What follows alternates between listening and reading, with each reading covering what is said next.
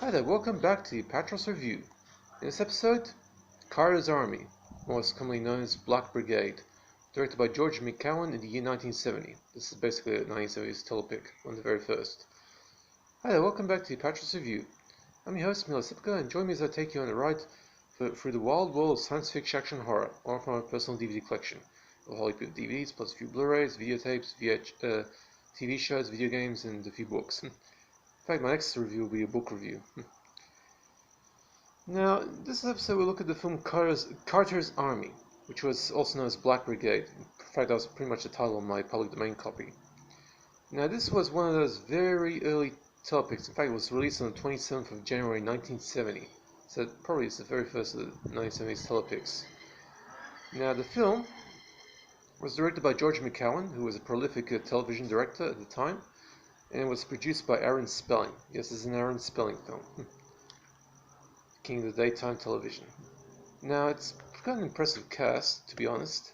I mean, we have in the cast Stephen Boyd as Bo Carter, Robert Hooks as Lieutenant Edward Wallace, and just a bunch of black actors like Richard Pryor, Moses Gunn, Billy D. Williams, yes, Lana Calrissian's in this, Roosevelt Rosie Greer, and a few more. Now, in America, this is released through on VHS through Idol Enterprises. Of course, the date of that is unknown.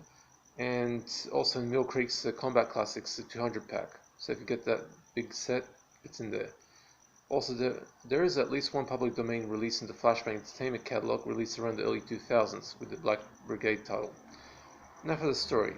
During the closing stages of World War II in the European theater, basically in Germany, a racist southerner of a US Army captain named Bo Carter is given a small mission to prevent the Germans from blowing up a nearby dam, so that the Americans can be kept safe and to help them advance against Nazi Germany. He is given the services of B Company, but upon arriving at the unit's campsite, and shocked by the security, stunned by the actual security, how bad it is, Carter is shocked to find an entirely Afro-American unit whose only job is to provide burial detail and sanitation duties for the rest of the US Army, and who are not meant to see frontline combat. The cook is even deaf. Now, after telling the soldiers of the mission, Carter, the head of B Company, Lieutenant Ed Wallace, and a small squad of volunteers, randomly picked soldiers, head off across the German countryside on what initially seems an impossible objective and an almost certain suicide mission, but despite a few minor hiccups, the soldiers proved just as able in their duties as the rest of the army, thus earning Carter's respect. They pretty much get the dam. Now, this was one of the very first 1970s telepics, initially transmitted on American TV on the 27th of January 1970. Carter's Army, or Black Brigade, whichever takes your fancy, was another of the numerous telepics made by legendary TV producer Aaron Spelling. Well, being a mere television film, resources so paltry that the filmmakers had to resort to shooting the film in the Californian countryside, which fails to pass for the German countryside, and with the soldiers wearing combat uniforms from the wrong era, the Korean War to be exact, and the writers failed to brush up on their research into the US military standards. How in the freaking heck does a hearing impaired person land a position in US Army World War II? They had pretty stringent standards at the time. And actually that proves that deaf guy's undoing since it gets strafed by a German fighter plane. Literally didn't hear it coming. Or wartime history in general, the film does prove surprisingly entertaining. Not good enough for a solid rating from me, but at least a passable effort that has a better storyline than many of the other 1970s telepics, of which this was one of the very first, and a concept that would make for a very good Hollywood blockbuster were it to be remade, in which case I would gladly pay money to see something like that on the big screen. So C+ all the way. Why C+? Well, despite the historical inaccuracies and the general lack of fact-checking being abundant here, even weaponry given to soldiers is second-rate, being all Springfield rifles instead of M1 rifles. Although Carter keeps a Thompson M1 submachine gun handy. Yeah, a pulse rifle. Not to mention, as the story is so predictable, you can guess the entire story within the first 15 minutes. Although you might not exactly guess who dies in the film, but Carter's Army does have a habit of pleasantly surprising you. The acting from what can only be considered an excellent cast, like I said, Robert Hooks, Moses Gunn, Richard Pryor, Rosie Greer, and Billy D. Williams as a knife-tossing tough guy from Harlem, who has a hilarious line about being in combat before the war in the street gang in Harlem, and who is so tough only a chance encounter with a German landmine stops him cold.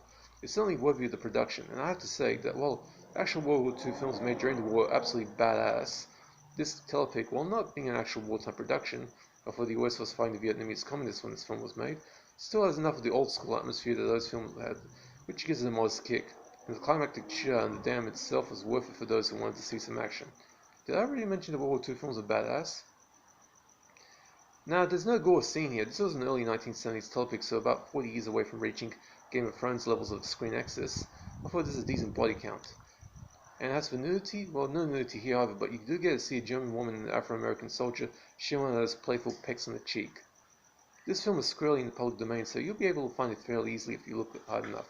In America, it's basically found on the Mill Creek Combat Classics 200 collection, or also some of the other sets probably. While in Australia, Flashback Entertainment released a copy that's it's reasonable. It's fairly average at best picture quality, and it has a Black Brigade title, but it's better than nothing. And Flashback has a bit of a habit of releasing many of those telepics from late 1960s and 1970s into their collections. So if you look around, you'll find it. Okay, hope you enjoyed that.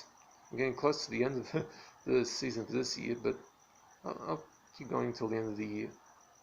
Hope you guys are staying safe, and that's it for this review.